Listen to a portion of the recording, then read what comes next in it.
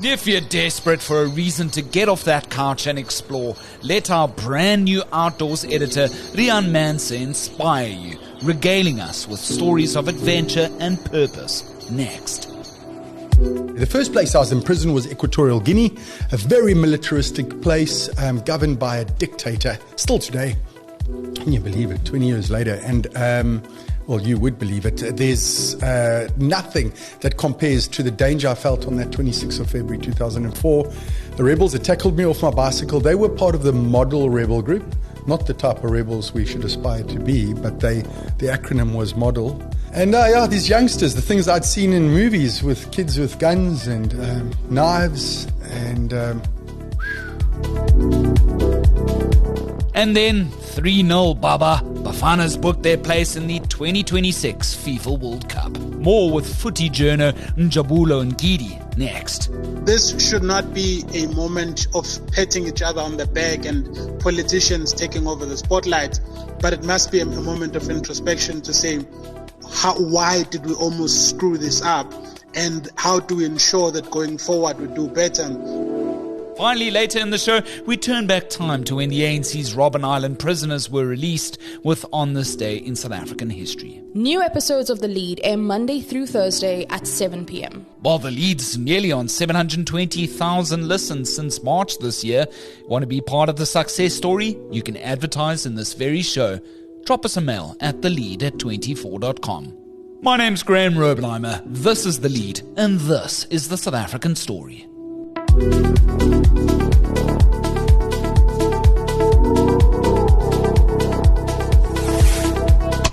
Moving to our top story today. Quote unquote, I go to nature to be soothed and healed and have to put my senses in order. Who said that? Any guesses? John Mayer. He's a Scottish-born American naturalist. He's often referred to as the father or John of the mountains. Somebody else also said this, quote unquote, the outdoors is screaming for you. Time to listen. Any guesses who said that? It's our very own Riaan Manser, of course. He's News24's new outdoors editor, a man of many firsts, including traversing the entirety of Africa on a bicycle. He joins us on The Lead now alongside our good news editor, Paul Herman, both of them in the hot seat. How's it, gentlemen? How are you doing? I'm very well. I didn't know this was going to be a hot seat, Graeme, so a little bit of a surprise there. How are you, Paul? I'm fantastic. It's always lovely to have someone of Riaan's caliber on The Lead. We're looking forward to a great chat. Absolutely. Riaan, congratulations. Yeah, what a lovely circle. You know, life does surprise. It should do. So it's lovely to be in this position and sharing, albeit in a more formal manner, just what I do for a living. Sure, absolutely. Paul, what can we look forward to now with Riaan taking on this new role? How does the content sort of output look like during the course of the week? There's already a few articles out. Yes, that's right. So Riaan is bringing all of his experience and all of his know-how about the outdoors, and we're putting it onto News24 for our readers to enjoy. Basically, we want to inspire them and get them involved in, this wonderful, beautiful world. I'll let Riaan talk about his own view of he often calls the outdoors this big monster that everyone's embracing. But really, we want to give News24 readers something else to read, something to look forward to, and at least twice a week, Riaan and his team will have content and stories ready for News24 readers to enjoy. Yeah, listen, the outdoors, as I told Paul originally and Adrian as well, it was, it's a no-brainer, man. Every single person, I mean it, every single person you walk past, leave this office, go down to the parking lot, walk down to the food lovers, you walking past people who love the outdoors. They just don't know on what level. So what we do like is the guy on his big motorbike with the box at the back, and we say, whoa, that's the outdoor guy. Are you kidding me? That lady walking in her heels, looking as snazzy as Cape Town lady would look on the way to office and on the way back. She can't wait to get out of those heels and get on her mountain bike and into the outdoors, into nature. So this piece that we do weekly and that we share with people is just to be able to celebrate without having a script saying the outdoors is this. The outdoors can be anything. Sure. Anything. Take us back to when you traversed Africa. That must have been incredible. That's essentially 90 kilometers a day on average that I read up on that you were clocking. That's a hell of a lot on a bicycle up and down a massive continent. Take us back to those days. Yeah, Graeme, listen, you sit with anybody in this seat and anybody in any field that's achieved anything. You know, I've had the privilege of meeting many wealthy people, locally, internationally, and when you speak to them, and you said to him, how did it begin? It all began very small, somewhere with a big idea. Mine is no different. I mean, I do have a good CV. I do have many world records that are globally recognized. And I mean, I could sit here and just say, yeah, that's just how it came about. It wasn't. It was sitting in Newlands Forest, Sunday afternoon after a run. Everybody gets the little gut feel on a Sunday when they're saying, oh, man, that cycle's come full circle again. Monday morning, back at work, answering to my boss, clocking in, clocking out, not doing what I love, and I have to wait for Friday so I can celebrate with a few beers with my friends. Sure. What a load of garbage. And I said that, and I didn't have anybody backing me saying, Riaan, you're thinking the right way, because at that time I believe people would have thought I was being hippified. Like that. I said 20 seconds in my mind, I'm going to give up what I've got now. I'm going to try to do something extraordinary. Didn't even own a bicycle, Graeme, at the time. I bought the bicycle. I climbed onto the bicycle at the V&A waterfront. My girlfriend was patient enough. We'd been going out for a year and a half. She thought I was trying to break up with her. Cycled out of that V&A waterfront, 5 people and a dog saying goodbye, and feeling embarrassed. I did. I felt embarrassed. I tell this to people that you would think it's full of this bravado. I've always been a person that is expressive. You know, before we started recording, you know, my personality is Yeah, what you bring it is a hell of a now. lot of energy into the room. I love it. Oh, yeah. I mean, I have to thank my parents for that, maybe, because that's I had nothing to do with that. But I genuinely went out with so much interpretation and with naivety into this trip, trying to circumnavigate. The first human being.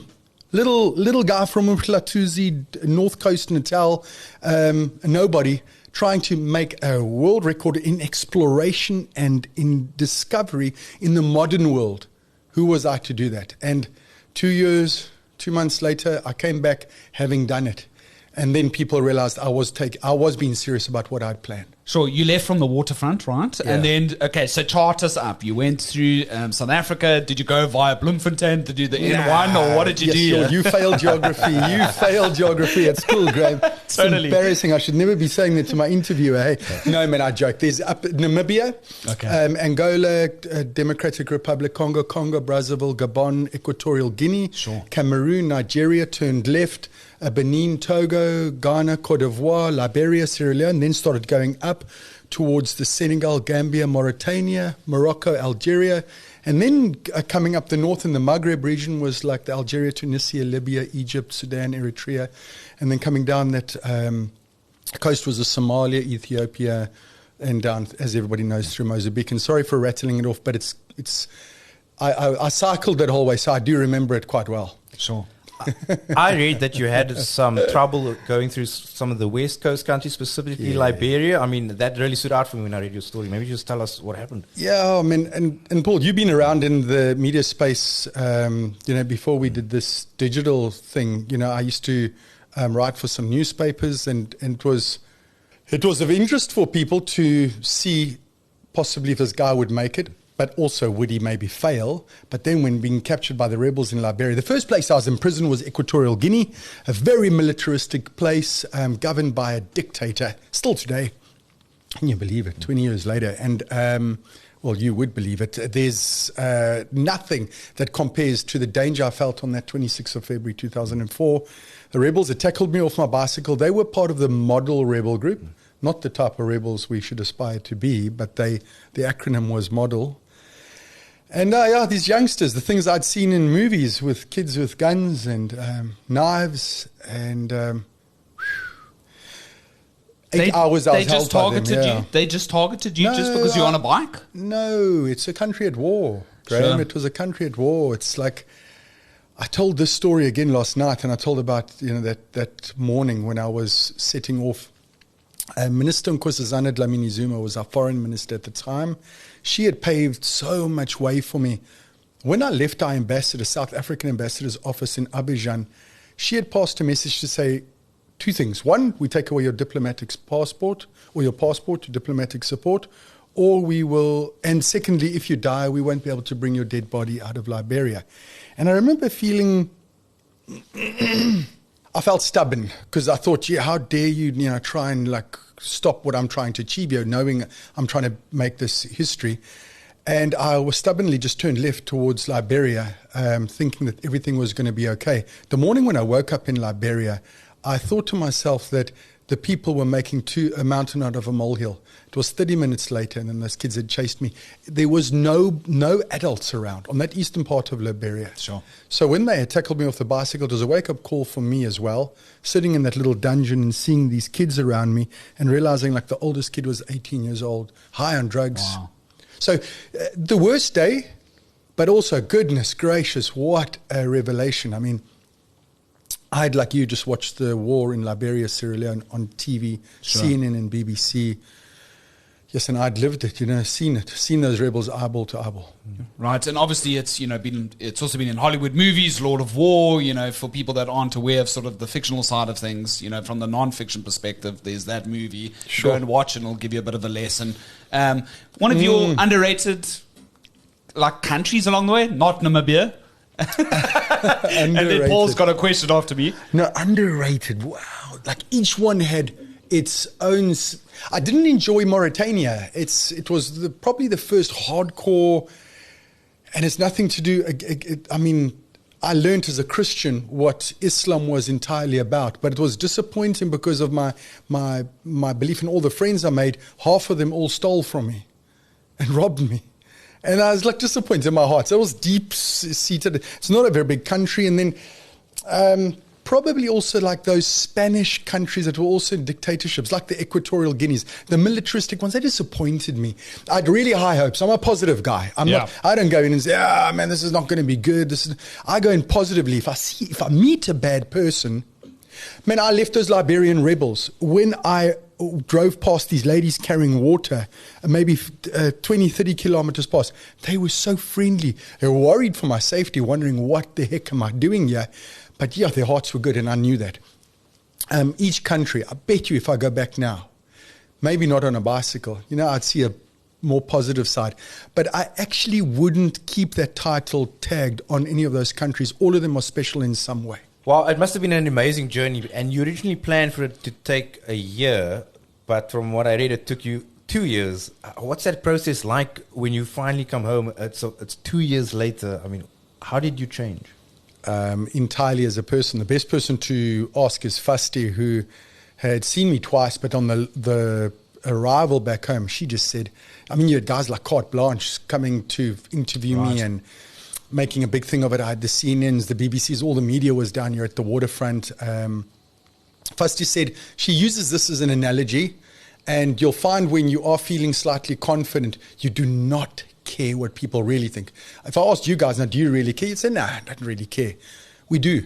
Fasti said, I did not look into a mirror, did not care what I looked like. I was on all these TV channels all around the world. I really didn't care. I was so happy to be home, and it was sinking in that I'd actually finished something that I naively thought would take a year, and then it took 2 years. But my goodness me, I ticked the box. I finished what I said I would do.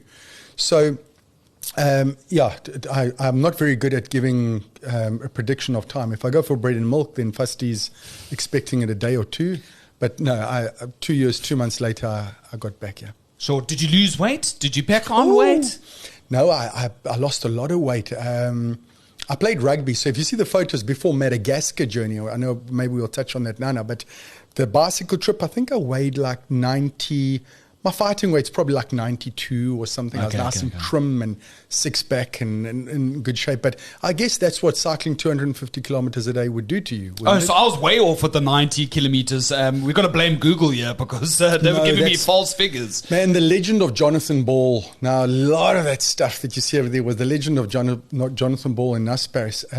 I sat in his office the days you could still smoke inside a building. He just smoked, and he was telling me, he was writing the back covers. While we were sitting there, I was just hoping, Jonathan, just give me enough money to pay my rent this month, please. This is now writing the book, right? Right, the week after, man. I was not even home 10 days. Jonathan Ball's there smoking, and Yeah, man, that's why he was such a good publisher. See, he knew a story. He could see through you. I mean, he loved me, man. And he wrote the 90 kilometers. He said, how many kilometers? He had his calculator going. He said, almost 90 kilometers, almost incredibly. Beautiful words that he'd used. So, no, that is correct. But, I mean, I did days where I did 20 kilometers. That one day I did 16 through the jungles of Congo. Sure. And it was probably the toughest, hardest I've ever worked. So, some days, I mean, same effort. Desert of Morocco, come on, 260 kilometers. It's nothing. It's easy. Sure. Did you find yourself, sometimes sort of keeping under a bridge? You can maybe perhaps find a backpackers. Did you keep cash on you? I didn't sleep in hotels and backpackers, Graeme. Goodness, man. I did no money, great. Man. You are right. I did. I slept wherever I could. I mean, I left over here, and then Cape Town Tourism arranged with Malmesbury Tourism to have me stay. Coincidentally, I was there last night in Malmesbury. Sure, what a little circle. I get to Malmesbury, only 78 kilometers, eh? Imagine. I've left over here, hoo-ha, everybody's saying, oh, go for it, well done, blah, blah, media, etc. I arrive in Malmesbury. I stood there. I'd never been into the town. And then they said, listen, your guest house is up there. And it was up like a hill. Yeah. I was so finished. I remember looking up the hill. I said, I don't even know if I'm going to go to that guest house tonight. And I was so tired, 78 kilometers. So sleeping definitely started changing from being in guest houses to sleeping alongside the road. I slept under bridges, of course, in Namibia, under this culverts where the flood rivers. It's amazing when you go to deserts, like in Libya. And Muammar Gaddafi was a reasonably clever man. He had more clever people around him. He was also not a nice guy at times, I guess. History has shown that. But he made these man-made rivers, pumping wells out in the middle of the desert, and then these flooded rivers he would dam. And it was phenomenal to be in Libya to actually see where the rivers would flow out of a desert. And I slept under those bridges, those culverts as well. Ironically enough, I slept in those little culverts where they caught Muammar Gaddafi. I slept in that outside Sirte. No, you're joking. So where you've got the video, if you Google it, that video that's outside Sirte, it's probably 8 kilometers outside Sirte. I slept under that same culvert. I could see Sirte in the distance with the lights on, and they caught him in that same it's around place. the time I think that they captured the golden gun that he had, and they were sort of touting that. It was around sort of the same week, if I remember correctly from the coverage at the time. Most beautiful country other than South Africa. Good man. I like it that you say that. I write at the back of my Africa book that don't expect. It's okay, don't worry. I'm not going to say South Africa, but I'll end with why it nearly was. I absolutely would never tell people that, but I answer that question in threes because the most beautiful visually and that had me feeling just awe-inspired was Angola. If you've ever been into the deepest parts of Angola, into those jungles, you got these baobab forests. Now, I am qualified to talk about this because I've seen all the forests in Africa, and I would sometimes just look in the distance and say, does that forest of baobab trees ever end? I'd see palm trees and thinking, what? This is like a painting, man. I'm standing on this old Portuguese bridge. People are busy dancing and singing in the river, busy washing their clothes, oil painting. Second country that I thought was the one that absolutely won my heart was Algeria. The people were phenomenal. I learned so much about Islam in that country. I learned about my continent so much more. And the only country in the entire 2 years that I was relatively sad to have my passport stamped out was Algeria when I was going into Tunisia. And then if you told me you've got a couple of 30, 40 grand in your back pocket, you want to see a country in Africa, you have to, before you die, stand alongside the pyramids of Egypt in Giza or the other older pyramids and put your hand on them and then absolutely understand where we are as humans in this tiny, tiny little cycle. And it brings me down to why outdoors can only create this in your mind is for you to be able to understand where you fit into history. I mean, that's a great segue into the outdoors. What impact did that have on what you would do for the rest of your life? I mean, we want to inspire some of our readers to go and chase what the outdoors mean to them. What does it mean to you now, having done that? The bicycle trip.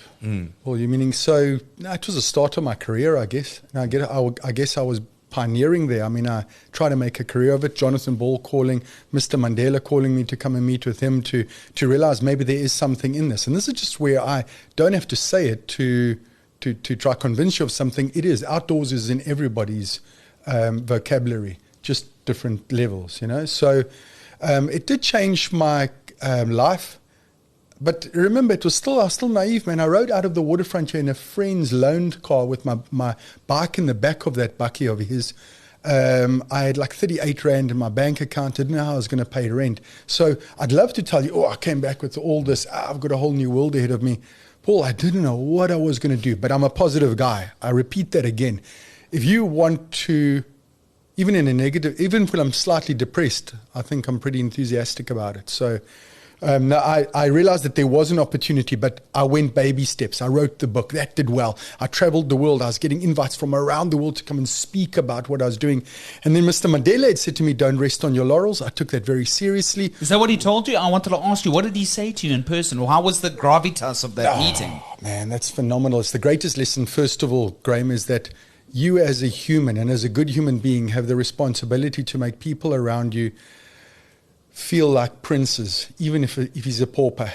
And I don't mean it condescendingly. I'm talking about being concerned about somebody else, you know. Mr. Mandela only asked me about me.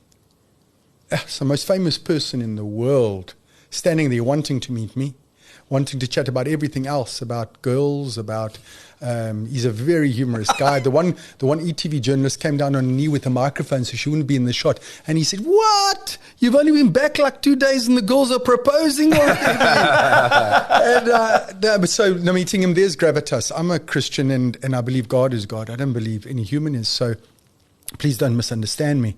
But I think there is a presence that you bring with authenticity to spend time around people to influence them. Yeah. We do need humans to come into a room and feel and make people feel different and feel capable. That's why my children books are doing well, because I want children to dream. Forget about you being told that this is not possible, you're not capable, for them to dream. Mr. Mandela said a few things to me. He said I was going to inspire the youth of the continent, and I don't want to be condescending and say that I didn't roll my eyes. I told Fusty in the car as we were driving away, me, little Riaan, come on, inspire the youth of the continent, no ways. And then what confused me the most, don't rest on your laurels. And what he was saying was, he knew enough people that thought they had achieved, made a bit of money, had a people pat them on the back, got an award, front page of the newspaper. And he said, don't rest on your laurels. And that is the secret of life. You've never made it. You've never arrived. You're on a path that never, ever, ever, ever ends. Yeah, there's always more challenges. There's always more to it. I just wanted to, before I forget this, there's such an important historical conduit between Algeria and South Africa, because actually the ANC was directly inspired by the Algerians' fight against the French colonialists at the time. And that is something that's often forgotten in history. So, you know, that's why so many Algerians come to South Africa these days, because Frantz Fanon and all these fantastic philosophers, you know, they were ahead of their time. So by the time that the liberation movement in this country was at its sort of like highest moments, it was directly inspired by the Algerian events. And Algerian people are just super nice. I've never been there, but I've met a couple and they're really nice people. The food is good as well. So don't worry, you must read my Africa book, and I'm quite complimentary. It was a tough country to go through, but it was my favorite. It was as the people go, yeah. Yeah, absolutely. Fascinating. I want to talk more about the trip around Africa, but you actually said something there where you didn't want to rest on your laurels, and since then you've done many other world firsts, including kayaking around Madagascar. I mean, maybe you can just touch on what inspired that. What made you want to do that as well? Graeme, this is where interviews get to where the guy's asking you to actually wrap it up when they say, could you just touch on something? You know, no, we've still got another half an hour. I'm joking. We've got another half an hour. I'm joking, man. Madagascar sometimes gets a little sidelined because Africa was such a monstrous journey. Hey? In Madagascar, people had tried to circumnavigate on kayak. I'd looked at how people, I mean, I could have tried to boogie board around it, you know, and just go slowly and take 10 years. But I wanted to kayak around this place and see every single last centimeter. And that's where modern exploration doesn't have the same John Cabots and Christopher Columbuses of the world, because that was a different world. Today, Riaan Manser needed to go into Africa where none of you or people in South Africa or Africa were willing to go. I needed to go and say, hey, it's okay. Look at history after my bicycle trip, how suddenly TV programs came about where guys in their 4x4s were willing to go now. It all opened up because of my bicycle trip. Not because I was a hero in any way, but because you went and explored and you could report back to the king or queen. Remember Going Nowhere Slowly? It's a similar show that was on the Love SABCs. that It's really program. fantastic. Yeah, that's a gem of note. And that's, similar sort of inspiration, right? Who were the presenters of that again? Forgive me, I can't remember the top of my head because it's a couple of years ago. But, I've always been wanting to recreate that because that's golden, right? And you did that. Graeme, that was Cape Comedy Club's owner, man. Yes, he's going to kill me now for not remembering his name now. Yeah. Forgive him, I'm forgetting. But Cape Comedy Club, and it's like, he was phenomenal. I love that convertible, red convertible, yes. Sponsored by a petrol station.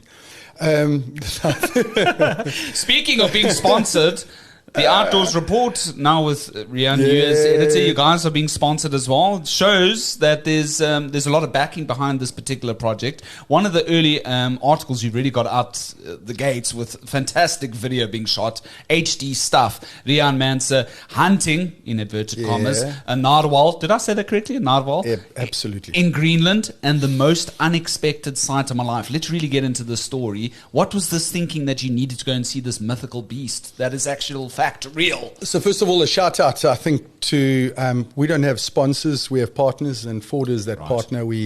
I've never ever had partners. I think people misuse that word. Who wants to sponsor something? Ford is only here because they believe in this, and hopefully they do believe a little bit in me.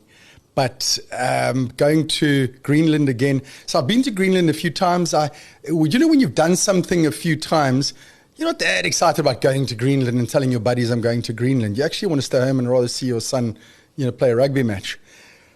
But there was a chance we were going on that eastern part of Greenland, the chance of seeing narwhals. Excuse me. I also had not seen a black bear.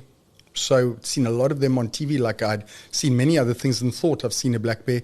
I've had the privilege of seeing polar bears. Oh, man. And then I just wanted to see the narwhal. And I do think I was fixated to some degree. I think I was telling Paul the week before I left, I said to him, I've just got one goal. I'm excited about this trip. So I do some speaking also when I'm on those trips. But in between, I've got the binocs out and I'm looking for the narwhal. They're very shy. They're those animals that look like a porpoise, looks like it's got a unicorn horn sticking out of its head. It's actually one of their teeth.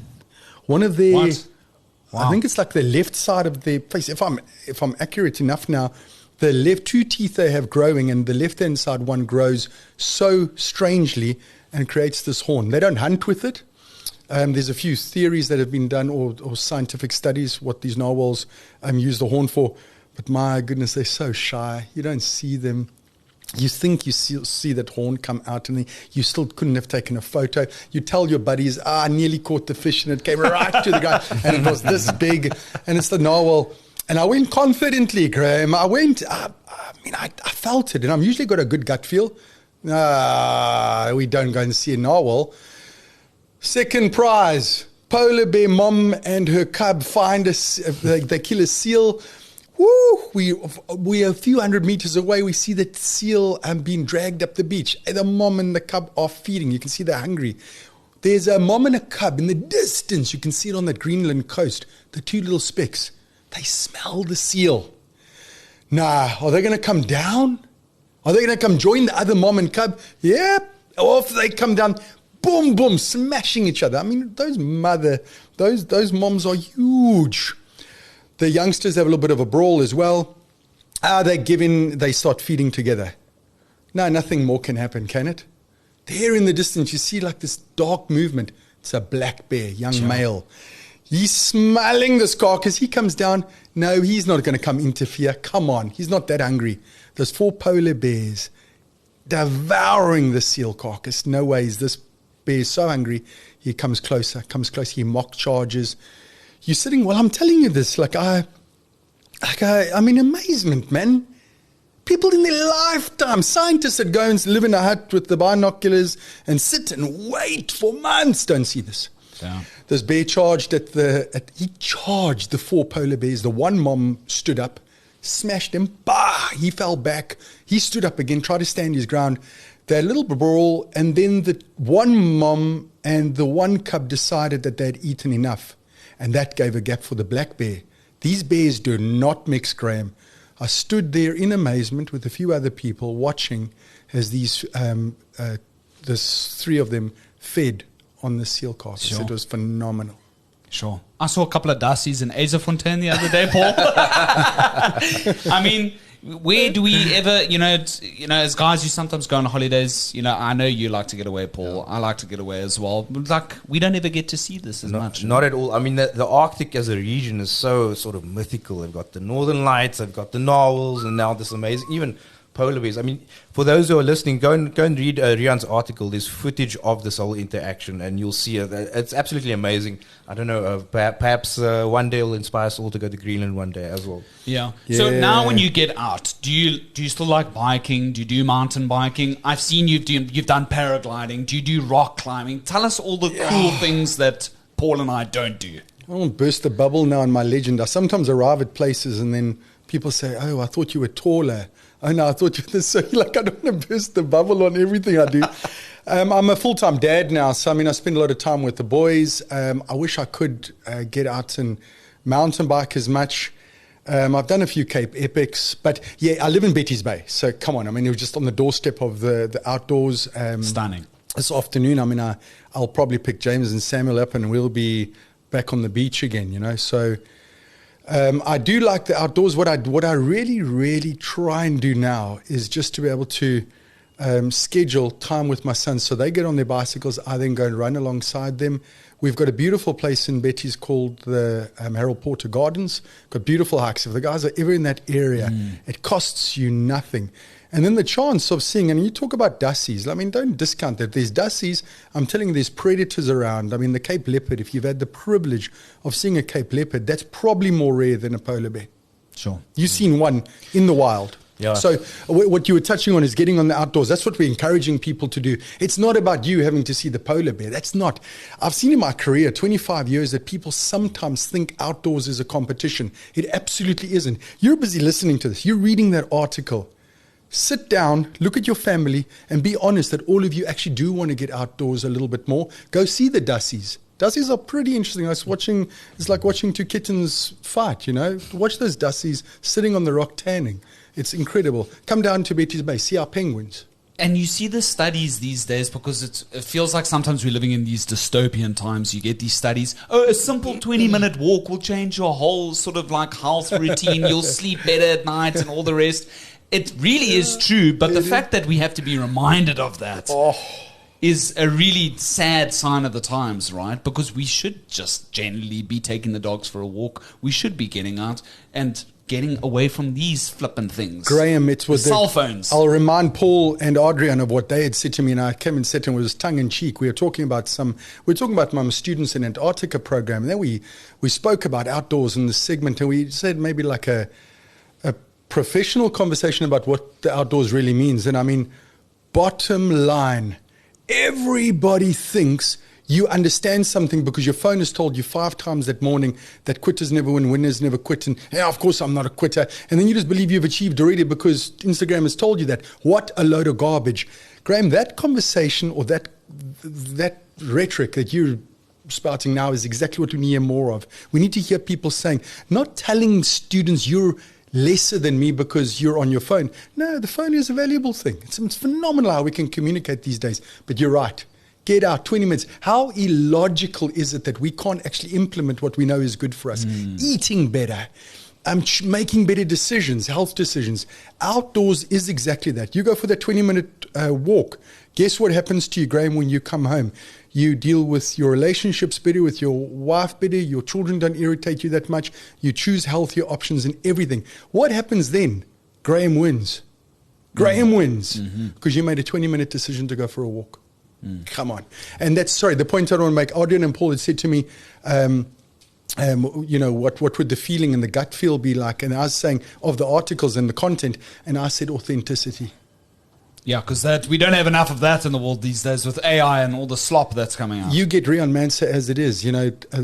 Paul and the editorial team don't go and, butcher what I take my view on the outdoors to be. The outdoors is so diverse. It's about families, relationships, health, everything. You touched on your students in Antarctica program. I mean, many of us will know about it, but this year it's also going to be on News24. Yeah. We're very excited about that. Tell the readers a little bit about it. So the entries the call to entry went out. We get flooded every year. The students really do want to go. The more they know about it now, of course, again, and Paul knows that, is that I've said to him, we need to have more boys apply. The girls are so good. They're not lazy. They do the video. You ask them, fill in these forms. They fill them in. We would, in every year, and I make this joke, every year we would take 5 girls.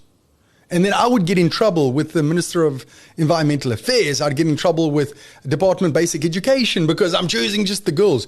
If you saw the laziness of the boys, and Paul and them, and the platform of News24, Paul, you know, is going to now educate them on how to enter, what to do, how easy it is. And then we're still going to follow the strict process of choosing qualified 5 students from across the continent to join me in Antarctica. 0.001% of the population on the planet in history has ever gone to deep field Antarctica. We give them that opportunity every year.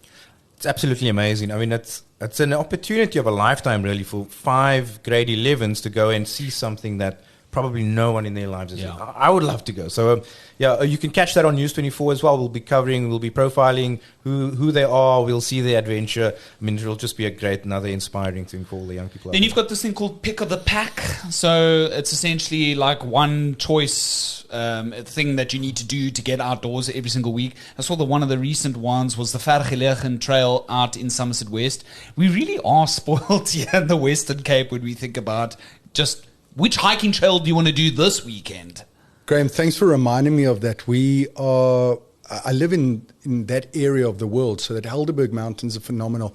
And the money that's been invested in the outdoors. So if you ever go down to like the Lawrence for the Vergelegen, go to that area, speak to some of the business owners over there, and just get an idea of what's been invested there.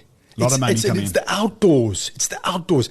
That mountain bike trail it's above world class, man. I've cycled in Switzerland's of the world. I've been in Canada, and they're beautiful trails, nothing like ours. And then when you stop and pause and you actually do smell the roses, you look around where you are. So yeah, pick of the pack. We forgive us for also having a little bit of a favorite, but we just want to talk about something that is world class and celebrate it. Should you be a reader or a viewer that has a place that you know is offering out something outdoorsy, this could be your park run. You know, I chatted to Bruce Fordyce a week or so ago, and he says to me, I tell him, you know, he's going to come visit me in Betty's Bay, and he said it is time that he comes to visit his favorite park run in South Africa. Now, the other park runs are going to be WhatsApping Bruce now saying, why would you say that about Betty's Bay? But come to our park run in Betty's Bay, and you'll see what a phenomenon it is. It is incredible. So please, if you've got ideas, share them with us. We want to know what you think the pick of the pack is, and then we'll try and choose one without being too influenced by your opinion. Right. You mentioned this prior in the discussion about writing children's books. I see one of them won an award in 2023. Tell us a bit more. Murray and I don't do things. Murray is my wingman in the outdoors section here at News24. Murray has got an incredible love for 2 things, for his children and for the outdoors as well. And Murray and I sat down that first morning having a cup of coffee in Somerset West saying I'd been cornered by his daughter while I was training for the Epic that year. She was shouting, saying across the road to Fasti and I that I need to write books for children. So only to get rid of Murray and Beth, I shouted back, I promise you, Beth, I will write books for children. Whoo! The following morning, that evening, I got home and I had a WhatsApp from Murray. He'll see me at the coffee shop tomorrow. Murray and I sat down and he had books out. He had planning. Anybody that knows Murray as the famed journalist was the guy that's very organized. And Murray had everything mapped out. One of his goals, Graeme, was this is going to be the book that every single kid in South Africa wants. South African Book of the Year, voted by Nielsen. So it's not my granny in a garage saying, It's a I proper like Riaan. survey, yeah, huh? It's a proper real deal thing. So yeah, we're very proud of that. We know that the judgment was very, very critical and based on many things. But the one thing is that Murray and I were authentic, and we made sure that the children's books, we have 3 of them out now, that they're meant for families. Graeme, books shouldn't just be for children. They should be for the mom, the dad, for the brother, the sister, for everybody. Sure. Paul, let's wrap everything up with a nice big bow. So if I'm a News24 subscriber, I want to hear a bit more. I want to see a bit more. I want to watch, read a little bit more about what Riaan's bringing to the table. Where do I see it on the website? How does it come out? Yeah, you can find it on News24. It's got its own section called the Outdoor section. Riaan's column once a week comes out on a Wednesday, and then on a Saturday we also have what's called the Outdoors calendar, the pick of the pack. Riaan gives us, with input from the readers, the best choice to do on any given time. But then I'd like to ask Riaan, so once a week we get this lovely input from you. You recently had some fun with a Ford Tourneo, Ford being one of our partners. Maybe you can tell us what can we expect next from you in terms of content? Yeah, I mean, of course, we want to review their cars, and I think the Tourneo was so perfect for me because I've got 2 wild boys, and when I was waiting very, very, very expecting excitedly for the vehicle to be delivered. I'd seen some pictures and quite a sexy car, and then I got it, and then the technology in the car, first of all, was just a bit of education for me. I'm still used to like just the automatic, move the little lever to a D and move it back to an N. This car is just technologically just advanced, but my goodness me. And I'm not even just saying this. Read the article and then you try and nitpick what I write about and what I show. We're showing in the next week coming up what the vehicle did for us as a family. It's not going to be your same old car review. Don't think I'm sitting there saying, the feel of the steering wheel is okay, but it feels a bit stiff, and the leather is blah, blah, blah, blah. Go and read the stuff that's on YouTube about the Ford stuff. There's enough of it.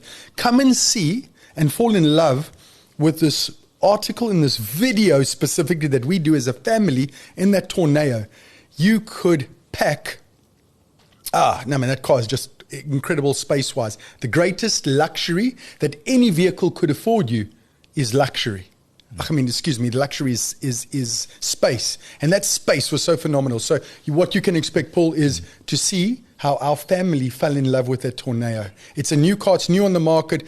It's an absolute revamp from the models that they had before. I've only learned this recently, so I'm speaking obviously with new knowledge, but you're going to love what we did with it.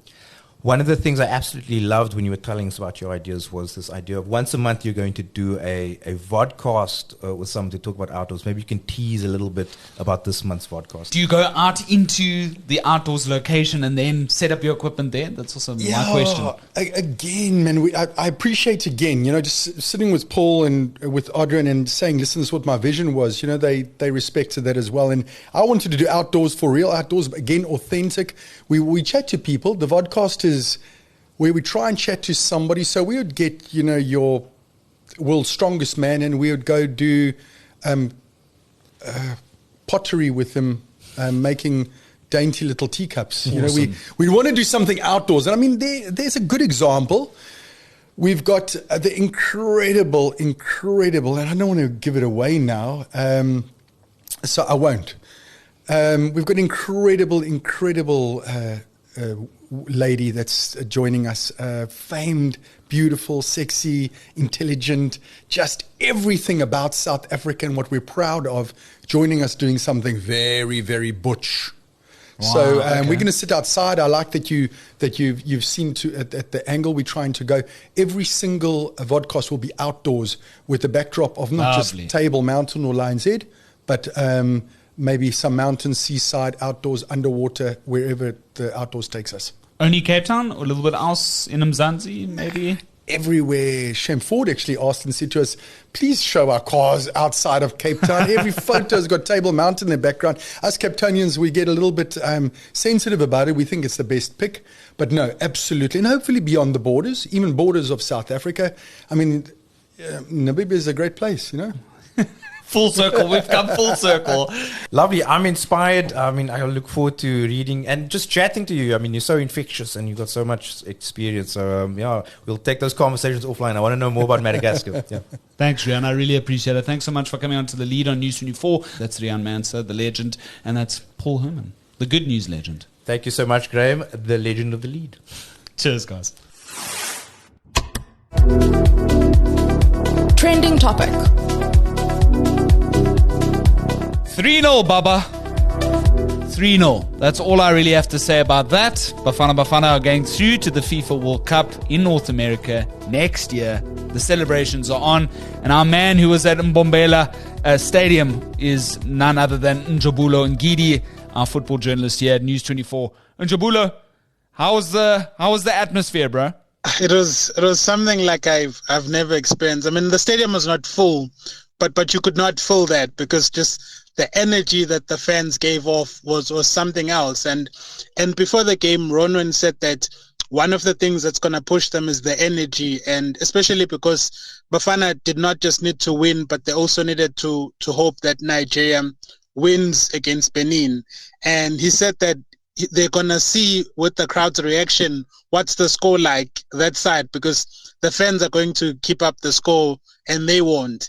And every time Nigeria scored, you could just feel this buzz, even though there was nothing happening on our game, but you could feel the buzz, and it was electric. And I think it's also poetic that it happened at Mbombela Stadium. I mean, that venue has not been kind to Bafana. In 2011, that's where we did that dance of shame, celebrating qualifying for the AFCON when it wasn't true. And in 2017, we couldn't beat Mauritania in the last group game of the AFCON qualifiers, and we ended that campaign without a victory at home. So, I mean, this team has been on this journey of like cleansing and washing away all the negativity that have surrounded South African football. And to do that at Mbombela Stadium, it was poetic. Bruh, that first goal by Talente and Bata was a screamer. And then the second goal from Apollos, another screamer. And then that header in the second half. I mean, those first two goals is brilliant attacking football. Yeah, I think the one thing that for the longest time Bafana struggled to score goals, and we saw that challenge a bit in the goalless draw against Rwanda. But in that game, it was not so much technique, but just pure not having luck. With this one, the energy. I mean, when the team arrived, I was next to where they get off the bus. They got arriving there like singing from the moment they set foot on the stadium. I mean, the first song they sang was Asina Luvalo, like we don't have fear. And you could see the energy and the spirits that this is a team that's there to do the business and they're ready to fight. I mean, before Mbata's goal came in the 5th minute, before that, they already had 2 chances to score. And there was never a point in that game where it looked like Bafana were not going to win. The only thing was, will Nigeria hold its end in Uyo for us to go through? But I think one of the strength of this team is whenever they get knocked down, they have this ability to rise and rise stronger, because in every round of these qualifiers, there's always been a challenge. I mean, in the very first, we start off so well. We win against Benin in Durban.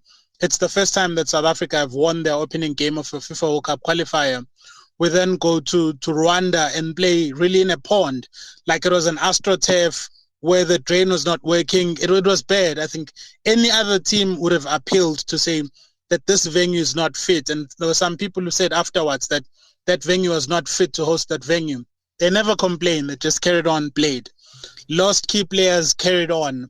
Affected by the fielding, a player was suspended, got docked 3 points. No one complained, carried on.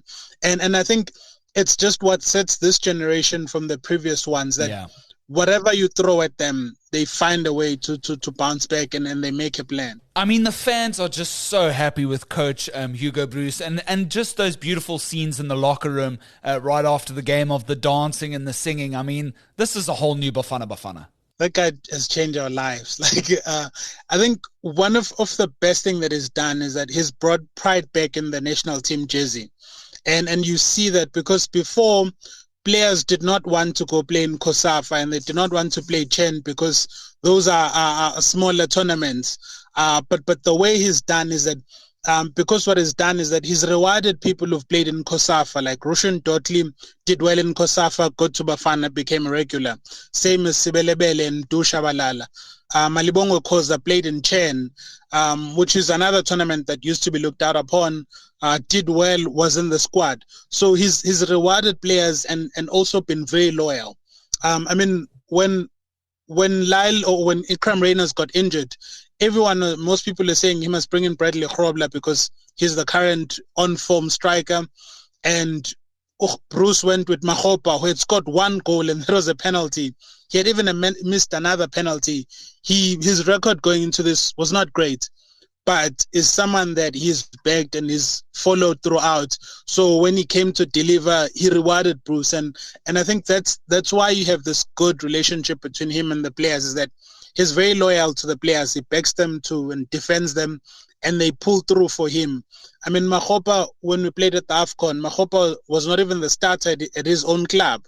The Golden Boot winner was from Pirates, and that guy was on the bench. Was not even on Bafana, but Mahopa was.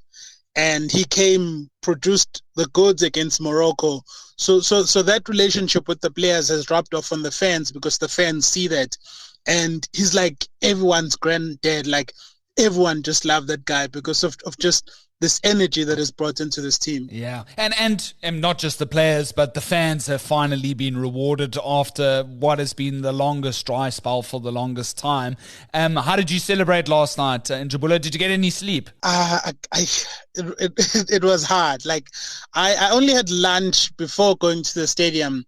And after this game, obviously there was some writing, but I just could not eat anything because of just the sheer excitement and energy from it. I mean, this team has put us through the most. Like, it's being a Bafana fan has been hard. I mean, the dance of shame is not even one of the worst moments. I mean, there have been times where the team goes to the AFCON, comes back without even a goal, where you could see the attitude where players do not feel like this is an honor, but it feels like it's an obligation. I mean, some would even not want to be called up. I mean, there are players who refuse to be called up. They wanted to be guaranteed game time. I mean, the jersey and this team was put through the mud, and I think the era of Bruce and everything that this team has done, they've sort of cleansed all of that. And the fans, I think, especially those who've been loyal to this team, because yes, even though the numbers have dwindled, but there are some fans who've been with this team through thick and thin. And this success that it's on, it's been a good reward for them. And I think also what I like about this team and even Bruce is that even those who sort of abandon Bafana, they understand why. And they're not saying you left us, so like this is not, it's a victory for all South Africans, because yesterday Bruce said that players are like artists. Like, fans come to watch a good show. If you're not going to give them a show, if you're not going to entertain them, why should they bother? Yeah. And I think this team is entertained, not only playing good football, but there's that fight, there's that hunger to win. And the fans have responded. I mean, almost everywhere they've been, if it's not sold out, it's like 80% pegged. And it's just reward for the work that they've been, and the progress has been steady, but you could see that it's a team that has been improving. Right, and I think the quote is, we were a joke, now we at a high level. Hugo Bruce basking in Bafana's redemption is the story penned by our colleague Tashreeq. Of course, your coverage has been excellent in Njabulo. The journey now to FIFA 2026 in North America finally begins in earnest. It's been so lacquer to see that all those social media accounts linked to the tournament light up with memories of Superior Chabalala's goal against Mexico in the opening 2020 tournament. And yeah, when do we find out? Sort of my final question now, as we move to next year's World Cup, is when do we find out about which pools we are potentially going to be in? What does that look like? The draw is going to be done in late December.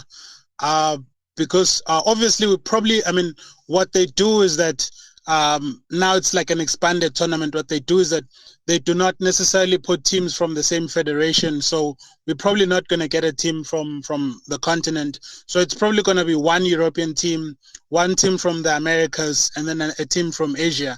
And the AFCON is really going to be this test and for Bafana, because the energy and even the belief now is that this is a team that can go to the World Cup as African champions. I mean, in the last AFCON, what not many people expected much, they came back with a bronze medal. And that was a team that was not as strong, as tight as this one.